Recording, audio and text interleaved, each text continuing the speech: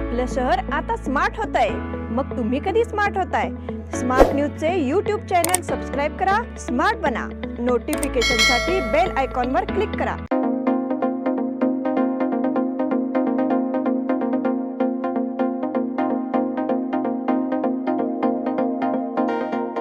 नमस्कार, मी श्वेता अंगले. स्मार्ट न्यूजच्या आजच्या बुलेटिन मध्ये आपल्या सगळ्यांचं स्वागत करते. आता एक नजर टाकूया आजच्या ठळक घडामोडींवर. सिंगापूर आणि अमेरिकेमध्ये भारतीय मसाल्यांवर बंदी. मोदी यांना शरद पवारांचे प्रत्युत्तर. पंतप्रधान मोदींची ऑफर वरुण गांधींनी नाकारली. पाकिस्तानी खासदारांकडून संसदेत भारताचा गुणगौरव. उत्तराखंड सरकारकडून पतंजलीच्या 14 उत्पादनांचा परवाना रद्द. प्रज्वल रेवण्णा यांची निजतमधून हकालपट्टी. माळतुर्गे येथे महाराष्ट्र एकीकरण समितीचा प्रचार दौरा. खर्च निरीक्षकांची माध्यम नियंत्रण केंद्राला भेट. खडे बाजार परिसरात पथसंचलन. समिती कार्यकर्त्यांवर खुनी हल्ला, 5 अटकेत. या सगळ्या ऑफर्स मध्ये बेस्ट प्राइस भेटणार याची काय गॅरंटी? सगळेच गायब. म्हणूनच बीएसई देते लो बेस्ट प्राइस गॅरंटी. जर तुम्ही आमच्यापेक्षा कमी किमतीत सेम कपडे बाहेर कुठेही खरेदी केलात तर खरेदी केलेल्या किमतीच्या फरकाच्या दुप्पट रक्कम आमच्याकडून मिळवा. बीएसई द टेक्सटाईल मॉल मधून आताच खरेदी करा तुमची आवडती sari, ladies wear, mens wear, kids wear, तेही सर्वात कमी किमतीत. BSE the textile mall, Tilakwadi, Belagavi. आता पाहूयात सविस्तर बातम्या. 1919 मध्ये सुरू झालेली एमडीएच आणि 1967 मध्ये स्थापन झालेली एव्हरेस्ट या कंपन्यांच्या मसाल्यांना प्रत्येक भारतीय स्वयंपाकघरात महत्त्वपूर्ण स्थान आहे. भारतीयच नव्हे तर जागतिक बाजारपेठेतील 2 कंपन्यांचे मसाले लोकप्रिय आहेत. मात्र हाँगकाँग, सिंगापूर आणि आता अमेरिका अशा देशांनी अलीकडेच या दोन्ही कंपन्यांनी उत्पादित केलेल्या काही मसाल्यांमध्ये कर्करोगास कारणीभूत कीटकनाशके असल्याचे सांगत बंदी घातली आहे. अमेरिकेच्या फूड अँड ड्रग्ज ॲडमिनिस्ट्रेशनने या कंपन्यांच्या काही उत्पादनात कीटकनाशकांचे अंश घातक प्रमाणात असल्याचे म्हटलं आहे. हाँगकाँगच्या फूड अँड एन्व्हायरमेंट हायजीन विभागाच्या अन्न सुरक्षा केंद्राने नुकतेच एक निवेदन जारी केले आहे. या निवेदनात त्यांनी म्हटलंय की नियमित अन्न पर्यवेक्षण कार्यक्रमांतर्गत चाचणीसाठी किरकोळ विक्री केंद्रातून मसाल्यांचे नमुने गोळा केले. या नमुन्यांमध्ये इथिलीन ऑक्साईड असल्याचे आढळून आले. त्यामुळे सीएफएसने विक्रेत्यांना या मसाल्यांची विक्री थांबवण्याची आणि उत्पादने विक्री केंद्रातून काढून टाकण्याच्या सूचना केल्या. मोदी यांना शरद पवारांचे प्रत्युत्तर. सोमवारी पुण्यातील सभेत बोलताना पंतप्रधान मोदी यांनी शरद पवारांचे नाव न घेता त्यांच्यावर अप्रत्यक्षपणे टीका केली होती. महाराष्ट्र हा भटकत्या आत्म्याचा शिकार झाला असून 45 वर्षांपूर्वी इथल्या एका बड्या नेत्याने या खेळाची सुरुवात केली होती असे ते म्हणाले. त्यांच्या या विधानाचे आता राजकीय पडसाद उमटताना दिसून येत आहेत. राष्ट्रवादी काँग्रेसचे नेते शरद पवार यांनी मोदी यांच्या टीकेला प्रत्युत्तर दिलं आहे. जुन्नरमधील एका सभेमध्ये बोलताना त्यांनी या संदर्भात प्रतिक्रिया दिली. पंतप्रधान मोदींचं म्हणणं खरं आहे. आत्मा अस्वस्थ आहे, पण तो स्वतःच्या स्वार्थासाठी नाही तर शेतकऱ्यांचे दुखणं बघून अस्वस्थ आहे. आज देशात महागाई वाढली आहे, लोकांचे संसार करणे कठीण झाले आहे. त्यासाठी 100 वेळा अस्वस्थता दाखवल्याशिवाय मी स्वस्थ बसणार नाही असं प्रत्युत्तर शरद पवार यांनी दिलं. पंतप्रधान मोदींची ऑफर वरुण गांधींनी नाकारली. लोकसभा निवडणुकीत कौटुंबिक संघर्ष उत्तर प्रदेशच्या रायबरेलीत पाहायला मिळणार होतं. पण कुटुंबात संघर्ष नको, कुटुंबातील गोष्टी चव्हाट्यावर यायला नको म्हणून भाजप नेते वरुण गांधींनी हा संघर्ष टाळला. विशेष म्हणजे गांधींनी निवडणूक लढावी यासाठी स्वतः पंतप्रधान नरेंद्र मोदी आग्रही होते. काँग्रेसकडून रायबरेलीमधून प्रियंका गांधी निवडणूक लढवण्याची शक्यता आहे. त्यांच्या विरोधात लढण्यासाठी पंतप्रधान मोदींनी पिलीभीतचे खासदार आणि भाजप नेते वरुण गांधींना विनंती केली होती. पण निवडणूक म्हणजे काही राजकीय कॉमेडी किंवा सर्कस नाही असं गांधींनी थेट मोदींना सांगितलं आणि रायबरेलीमधून लढण्याचा प्रस्ताव नाकारला. पाकिस्तानी खासदारांकडून संसदेत भारताचा गुणगौरव. दहशतवाद आणि सीमेवरील कारवाया यामुळे भारत आणि पाकिस्तान या शेजारी देशांमधील संबंध कायमच तणावपूर्ण राहिल्याचा इतिहास आहे. दोन्हीकडच्या सरकारांच्या कामगिरीप्रमाणेच जनता, राहणीमान, आर्थिक विकास, रोजगार, महागाई अशा अनेक मुद्द्यांवर अनेकदा दोन्ही देशांची तुलना केली जाते. भारताकडून अनेकदा हे मुद्दे पाकिस्तानला प्रत्युत्तर देताना उपस्थित करण्यात आले आहेत. मात्र आता चक्क पाकिस्तानच्याच एका खासदाराने पाकिस्तान सरकारला देशाच्या संसदेचं भारताचं नाव घेऊन सुनावलं आहे. पाकिस्तानच्या संसदेमध्ये देशाच्या विकासाबाबत चाललेल्या चर्चेदरम्यान विरोधी बाकांवर बसलेल्या खासदारांनी सत्ताधाऱ्यांना लक्ष्य केलं. जमेत उलेमा ए इस्लाम फजल पक्षाचे प्रमुख मौलाना फजलुर रहमान यांनी सोमवारी सत्ताधाऱ्यांवर संसदेत टीका केली. उत्तराखंड सरकारकडून पतंजलीच्या 14 उत्पादनांचा परवाना रद्द. पतंजली आयुर्वेदच्या 14 उत्पादनांचा परवाना उत्तराखंडने रद्द केला आहे. सर्वोच्च न्यायालयात दाखल केलेल्या प्रतिज्ञापत्रात ही माहिती देण्यात आली आहे. योगगुरू रामदेव बाबा आणि पतंजली आयुर्वेद संस्थेचे संचालक आचार्य बाळकृष्ण यांनी नुकतीच सर्वोच्च न्यायालयात बिनशर्त माफी मागितली. तसेच वर्तमानपत्रात दिलगिरीची जाहिरातही छापली. त्यानंतर बाबा रामदेव यांना आणखी एक धक्का बसला आहे. उत्तराखंड सरकारच्या आयुर्वेदिक आणि युनानी सेवा राज्य परवाना प्राधिकरणाने पतंजली आयुर्वेद लिमिटेड आणि दिव्या फार्मसी या कंपनीच्या 14 उत्पादनांचा परवाना रद्द केला आहे. औषध आणि प्रसाधने कायदा 1945 यामधील तरतुदींचा वारंवार भंग केल्याप्रकरणी ही कारवाई करण्यात आली असल्याचे उत्तराखंडमधील राज्य परवाना प्राधिकरणाने सोमवारी सर्वोच्च न्यायालयात सांगितले. प्रज्वल रेवण्णा यांची निजदमधून हकालपट्टी. देशात सध्या लोकसभा निवडणुकीच्या प्रचाराची रणधुमाळी सुरू आहे. अशातच कर्नाटकमध्ये मात्र कथित सेक्स स्कॅन्डल प्रकरण समोर आलं आहे. माजी पंतप्रधान देवेगौडा यांचे नातू प्रज्वल रेवण्णा यांच्या विरोधात लैंगिक शोषणाचा गुन्हा दाखल झाला आहे. यामुळे कर्नाटकाच्या राजकारणात खळबळ उडाली आहे. खासदार प्रज्वल रेवण्णा यांच्यावर लैंगिक अत्याचाराच्या आरोपानंतर जनता दल सेक्युलरने प्रज्वल रेवण्णा यांचे पक्षातून निलंबन केलं आहे. माजी मुख्यमंत्री HD कुमारस्वामी यांनी मंगळवारी JDSच्या कोर कमिटीची तातडीची बैठक घेतली. या बैठकीमध्ये प्रज्वल रेवण्णा यांच्यावर कारवाई करण्यासंदर्भात चर्चा झाली. यानंतर त्यांना पक्षातून निलंबित करण्याचा निर्णय घेण्यात आला. मणतुर्गे येथे महाराष्ट्र एकीकरण समितीचा प्रचार दौरा. महाराष्ट्र एकीकरण समितीचे कारवार मतदारसंघाचे लोकसभेचे उमेदवार निरंजन सरदेसाई यांचा प्रचार व कोपरा सभा मणतुर्गे येथील पिंपळकट्टा येथे पार पडला. यावेळी घरोघरी भेट देऊन मणतुर्गे ग्रामस्थ व महाराष्ट्र एकीकरण समितीचे पदाधिकारी आणि कार्यकर्त्यांनी पत्रके वाटून जनजागृती केली. येत्या 7 मे रोजी होणाऱ्या निवडणुकीमध्ये निरंजन सरदेसाई यांच्या घागर या चिन्हासमोरील बटन दाबून भरघोस मतांनी निवडून द्यावे असे आवाहन खानापूर तालुका महाराष्ट्र एकीकरण समितीचे माजी तालुका पंचायत सदस्य श्री बाळासाहेब शेलार यांनी केले.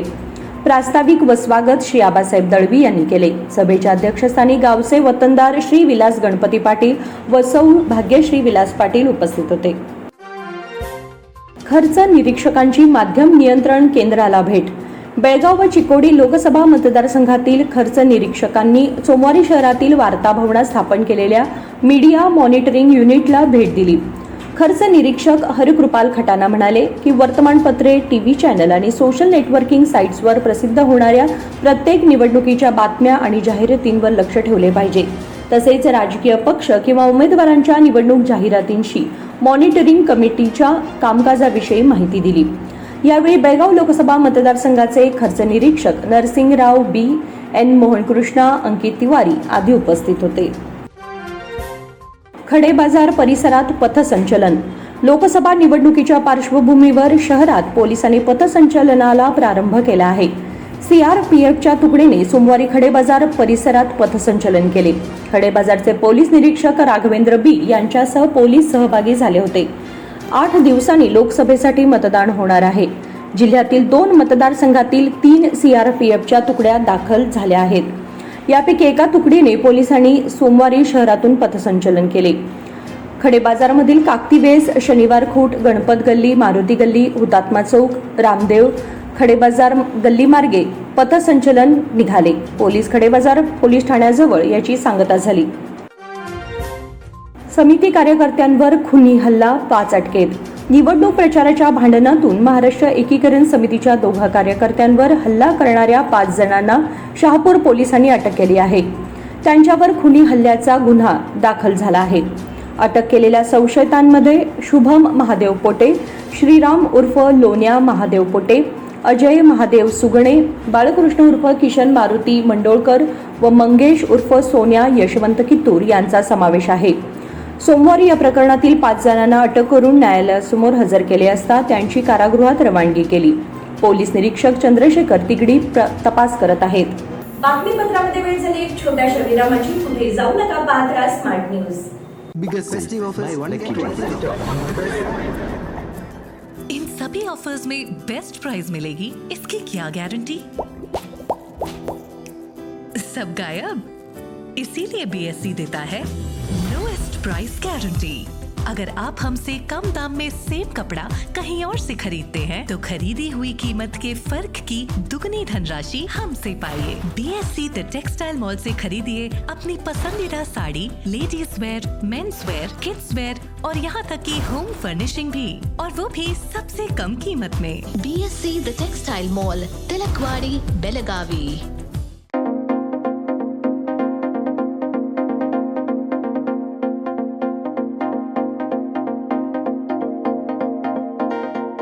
विरामानंतर तुम्हा सगळ्यांचं पुन्हा एकदा स्वागत. पाहूयात पुढची बातमी.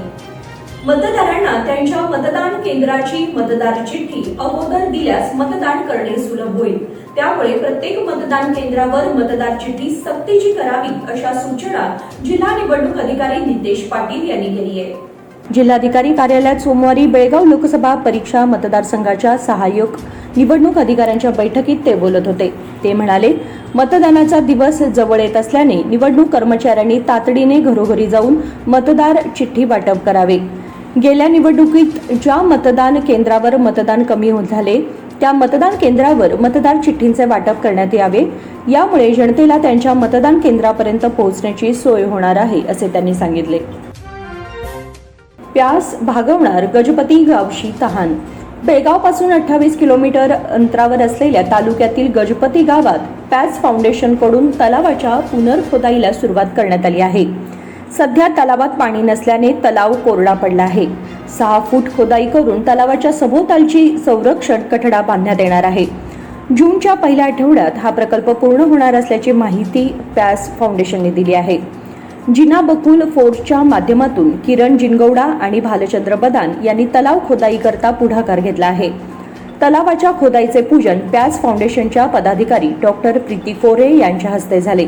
यावेळी अवधूत सामंत, सतीश लाड यांच्यासह गावकरी उपस्थित होते. 10वी निकाल 8 मे रोजी. 10वी परीक्षेचा निकाल 8 मे रोजी सकाळी 10 वाजता जाहीर करण्यात येणार आहे. राज्यात यंदा 8,09,000 विद्यार्थी परीक्षेला बसले होते. बेळगाव व चिकोडी शैक्षणिक जिल्ह्यात मिळून 79,777 विद्यार्थ्यांनी परीक्षा दिली आहे. 25 मार्च ते 6 एप्रिल या काळामध्ये 10वीची परीक्षा घेण्यात आली होती. 20 एप्रिल रोजी पेपरचे मूल्यमापनाचे काम पूर्ण झाले आहे. बेळगाव शैक्षणिक जिल्ह्यामध्ये 96,000 व केंद्रावर 35,118 विद्यार्थी तर उपस्थित होते. चिकोडी शैक्षणिक जिल्ह्यामध्ये 126 केंद्रावर 44,669 विद्यार्थ्यांनी यंदा परीक्षा दिली आहे. शिक्षक पात्रता परीक्षा 30 जूनला. अनेक दिवसांपासून प्रतीक्षेत असलेल्या डीएड आणि बीएड धारकांसाठी 30 जून रोजी शिक्षक पात्रता परीक्षा होणार आहे. यासाठी अर्ज प्रक्रिया सुरू असून 15 मे अर्ज करण्याची शेवटची तारीख आहे. शिक्षक पात्रता परीक्षा होताच लवकरच सीईटी होण्याची शक्यता आहे. जिल्ह्यात सरकारी प्राथमिक शाळांमध्ये शिक्षकांच्या अनेक जागा रिक्त आहेत. त्यामुळे हजारो विद्यार्थ्यांच्या भवितव्यासाठी शिक्षक भरती होणे गरजेचे आहे. शाळांमधील रिक्त जागांवर तात्पुरता पर्याय म्हणून सरकारने अतिथी शिक्षकांची नेमणूक सुरू केली आहे. मात्र अनेक शाळांमध्ये शैक्षणिक उद्देश साध्य होत नसल्याचे दिसून येत आहे. शिनोळी बुद्रुक महालक्ष्मी यात्रा तयारीला वेग. शिनोळी बुद्रुक येथे येणाऱ्या 28 वर्षांनंतर महालक्ष्मीच्या यात्रेमुळे आयोजन करण्यात आले असून मंगळवार दिनांक 14 मे पासून सदर यात्रेला प्रारंभ होणार आहे. या यात्रेसाठी सकाळी अगसगे येथून सोमवारी ही मिरवणूक सुरू होईल. दिनांक 29 रोजी रथाचे साहित्य 14 ट्रॅक्टरमधून आणण्यात आले. यावेळी महालक्ष्मी यात्रा कमिटीचे अध्यक्ष बाबूराव पाटील तसेच उपाध्यक्ष BI पाटील, परशुराम पाटील, ज्योतिबा तानगावडे, मारुती देवण, श्रीपती गुडेकर आदी उपस्थित होते. शिवाजी सुंटकरांची पुन्हा समितीशी फारकत. माजी महापौर शिवाजी सुंटकर यांनी पुन्हा महाराष्ट्र एकीकरण समितीच्या धोरणांची फारकत घेतली असून या लोकसभा निवडणुकीत भाजप उमेदवार जगदीश शेट्टर यांचा प्रचार करणार असल्याचे जाहीर केले आहे. आपल्यासोबत सीमा लढ्यातील हुतात्म्यांचे सर्व वारसदार आणि जनता असल्याचा दावा त्यांनी सोमवारी आयोजित पत्रकार परिषदेत केला. मी कार्यकर्त्यांशी सविस्तर चर्चा करूनच हा निर्णय घेतला आहे. राष्ट्रीय हितासाठी मी भाजपला पाठिंबा देत आहे असे सुंटकर यांनी स्पष्ट केले. यावेळी माजी नगरसेवक अनिल पाटील, लक्ष्मण लाळगे, भाजपचे माजी जिल्हा पंचायत सदस्य मोहन मोरे आदी उपस्थित होते. निवडणूक जनजागृतीसाठी हॉट एअर बलूनचे उड्डाण. शहरातील सरदार हायस्कूल मैदानावर मंगळवारी सकाळी निवडणूक जनजागृतीसाठी जिल्हाधिकारी यांच्या हस्ते हॉट एअर बलून उड्डाण व बेळगाव जिल्हा निवडणूक जनजागृती शुभंकर अनावरण कार्यक्रम आयोजित करण्यात आला होता.